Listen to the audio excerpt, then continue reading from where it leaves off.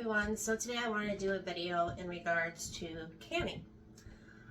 Springtime is coming, which means a lot of people are going to be doing their gardens, and after you do your gardens you have quite an abundance oftentimes of be it fruits or vegetables that you can can. But today I want to focus on something that a lot of people have been asking me questions about, which is meat. So let's say you go to the grocery store and they have this really good deal on ground beef, but your freezer is full, or chicken breast, but your freezer is full. An easy solution to that would be to can it with a pressure canner. So a few things I want to first point out is the safety. Everything needs to be very sanitary. You want to have clean hands, you want to have clean utensils, clean dishes, and very important, clean jars. Even if you get your jars brand new in a box, never before opened, you take the seals and the hands off of them, put them to the side, take your jars, and you're going to want to wash them with hot soapy water, rinse them, and then put them in the oven for about 20 minutes at 235 degrees. What this does is it heats up the glass and it sanitizes that jar for you. Now, whenever you do meat, you're going to want to use a large mouth jar, not a small mouth, because it's harder to get that meat out and then you can dink the rim. Once you have a rim that's dinked, it's never going to seal again. It's no longer good for pressure canning, preserving food. So once you do that, then I take my stuff out. Then as you see, I had put some seasonings on the bottom here already of my jars. You're going to want to have white vinegar and a cloth. And basically, what I do, you just take that cloth and you just clean the rim real nice. You're going to want to do that with all of your jars. Make sure everything's nice and clean. Now I do this before I put food in and after I put food in. Now technically you really don't have to do it before you do your food. I just do because it's just me.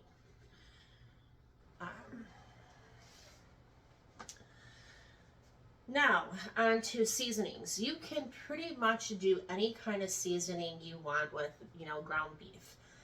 Let's say you want to make sloppy joes for a later date. You just cook up that meat in a pan, make sure you drain the grease out, and then you can mix it up with the sloppy joe sauce. Just throw it in a pressure can, and put it in the pressure cooker, and it's good for 20 plus years on the shelf in your cellar. Or let's say hamburger or taco meat. Nights that you're working, you come home, you got the kids running, and you just don't have time to whip up a meal. You can go right to your cellar, open up a can, and the taco meat's already done for you. All you have to do is just warm it up. Or even chicken breasts for a chicken breast salad. So you can really make pretty much anything you want out of meat and put it in a jar. Now what I'm doing today is I have broth, beef broth, and I had this here little mixture. Now, this is actually from Crockery Gourmand, and it's actually made for when you do roast in a slow cooker. And this one is actually for pork, but I'm using it for beef because I really like the flavor of this. This is what it is. So I basically kind of just made this like I would a gravy, in a pot with the water and boil it down and whisk it up. So I'm going to put this with my meat, these different things today. I'm also going to put onion in there. Onions are very good for your health. Onion and garlic is always a to-go thing for, anything health related. It's really good. It's just good for your immune system. And here I have fresh basil that I grow, as well as thyme that I put on the bottom of here. Now what I'm canning up this particular meat for is for a meal like a goulash, like a top of rice or noodles. The longer you let it sit, the seasoning and everything soaks into it, so you don't want to overdo it. Otherwise, a year later you go to open up that jar, it's going to be really, really strong tasting.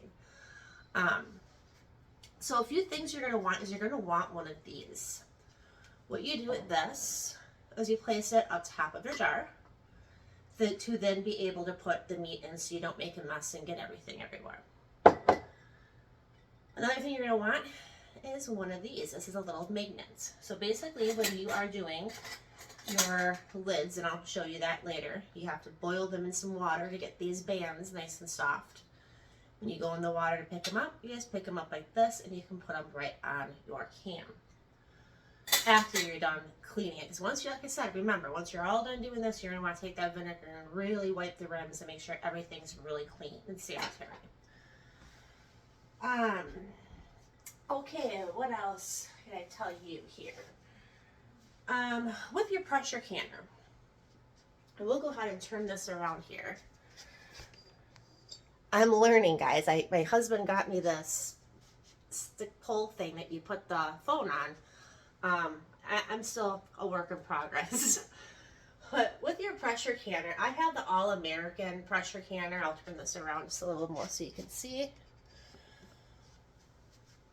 These are a little more pricey, but they're worth every penny. I love this pressure canner. I was scared of some of the other ones. This one I'm not scared of. It's very easy to use. You got these here that are all around it, so you really get that bolted down real good so you don't have to worry about an explosion going off in your house. With this, I take Vaseline for every use because you don't have a rubber band. This is metal on metal. So I take Vaseline, I put it around the top, and I put it around my sides of my lid. On the lid, you're going to notice it's got a gauge, and I'll get closer so you guys can understand this. So with this gauge here, this is what tells you how much pressure you have. I live in Wisconsin, so I'm above 1,000 feet sea level. So whenever I do meat, this is any meat, be it cold or raw pack, be it pork, be it chicken, be it beef, anything. It's always at 90 minutes at 15 pounds. So when I get to 15 pounds, my little dial here is straight on the top, and that's where I want to keep that pressure.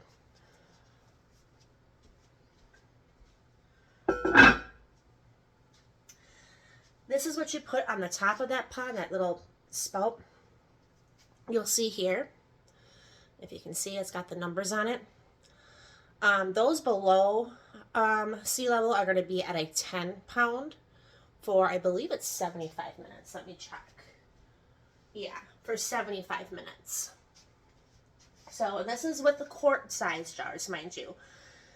Pint and quart, it's differing times. So it's very important to also keep in mind.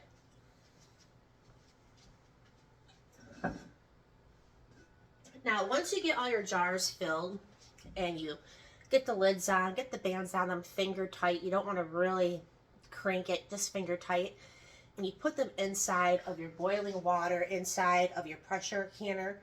Mind you, you should have probably about 4 inches of water in here, and then put your canning jars in there. Then when you put this on, lock it into place. You're going to want this, not to put this on right away. You want this to start steaming. It's going to kind of make a pshh sound. You're going to want that to continue for about 10 minutes before you put your weight on. Once you put your weight on, when you start hearing it go like a little jiggle jiggle, that's when you start your timing of your cooking. Okay, let's turn this back around so I can, show you guys this part now. Okay, so back with this part. So right here, I'm just going to kind of go ahead and show you guys how I do this. I don't typically put anything like as far as onions go on the bottom. I try to put those in the middle of the jar when I'm doing this. And I'll show you what I mean here.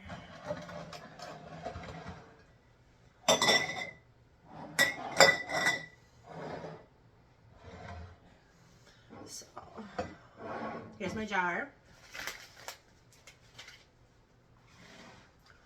So I'm going to put this hamburger meat in there. Now, Just so you know, you can do hamburger meat raw as well. So like when I do meatloaf in a canning jar, I take half beef, half ground turkey.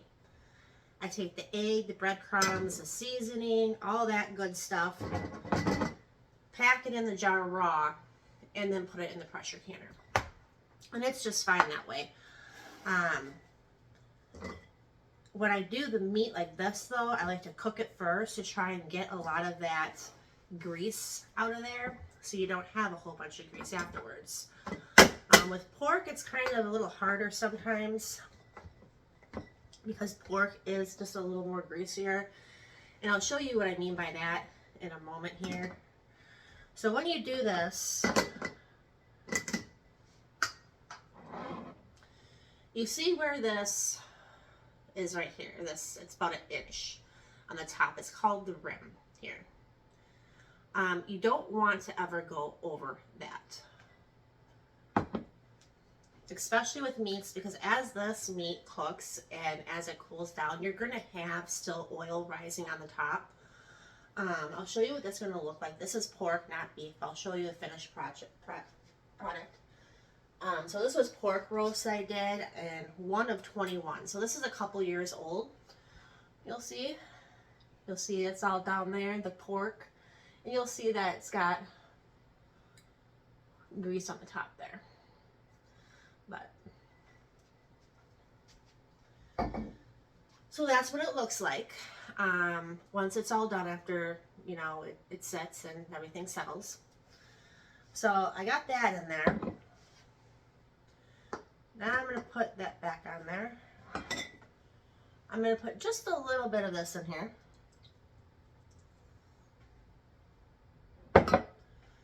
And a little bit of the broth.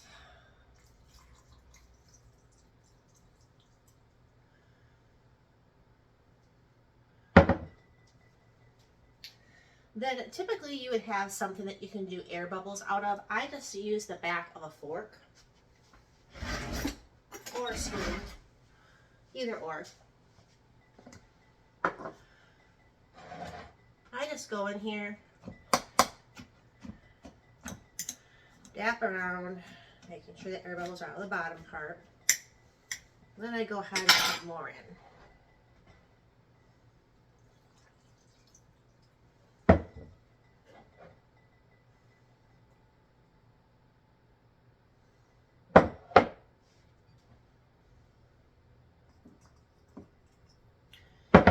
Now that's about as much as I'm going to put in there. You see it's not quite up to this yet, but that's because there is going to be grease that comes from this.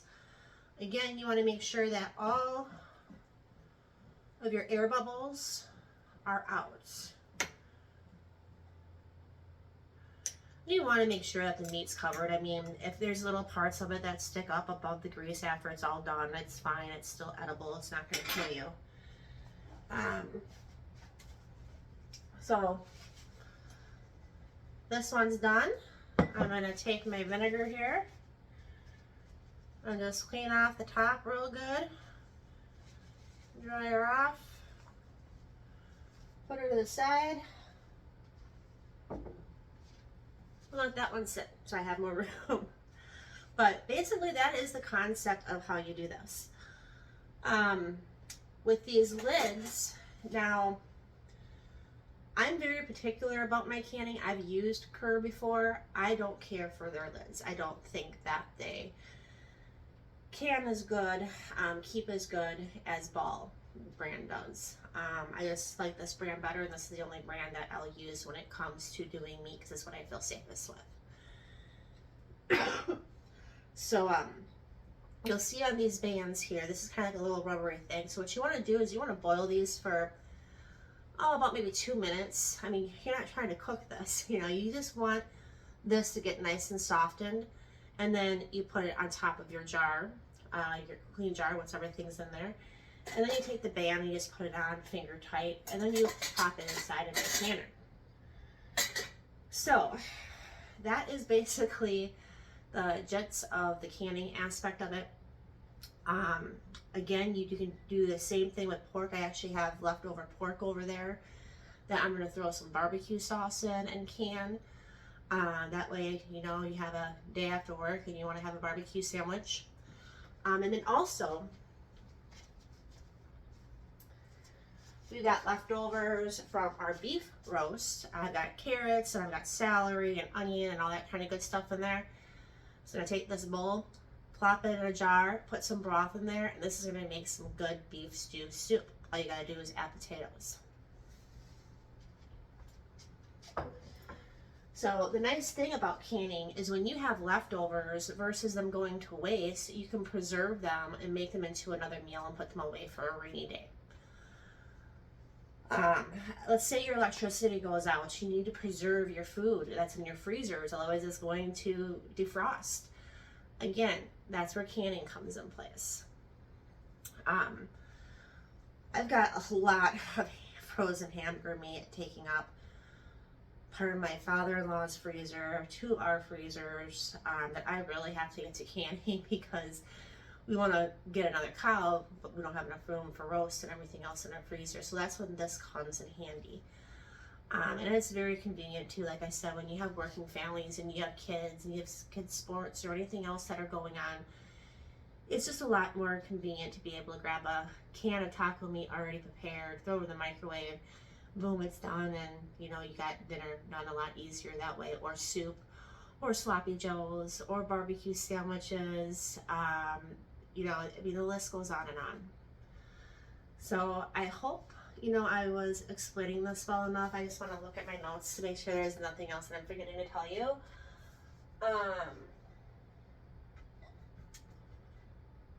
Oh, with your canner, with your pressure canner. So you put the 4 inches of water in there and also a splash of vinegar. The reason for that is otherwise the outside of your jars are going to get gooky. Like get like a grease film on it, and you don't want that. So always put a little bit of vinegar in your water as well. But I think that's pretty much, you know, the basics. My husband ordered this for me, the new canning book, so I'm really excited.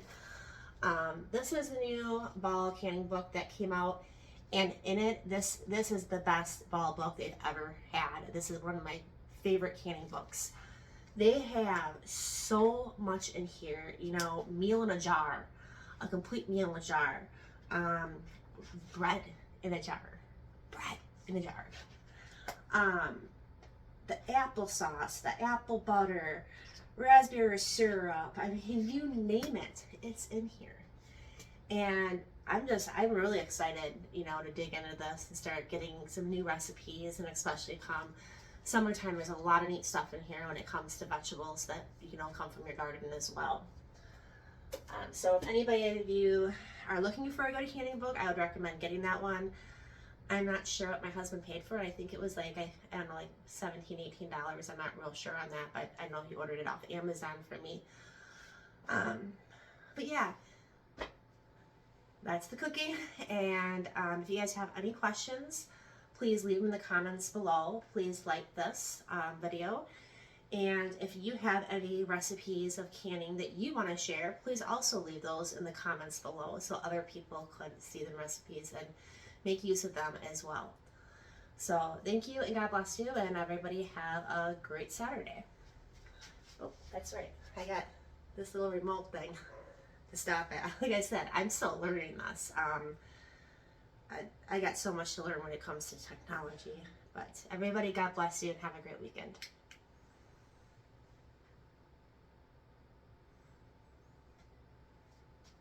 Stop. It still didn't stop. Okay, bye guys.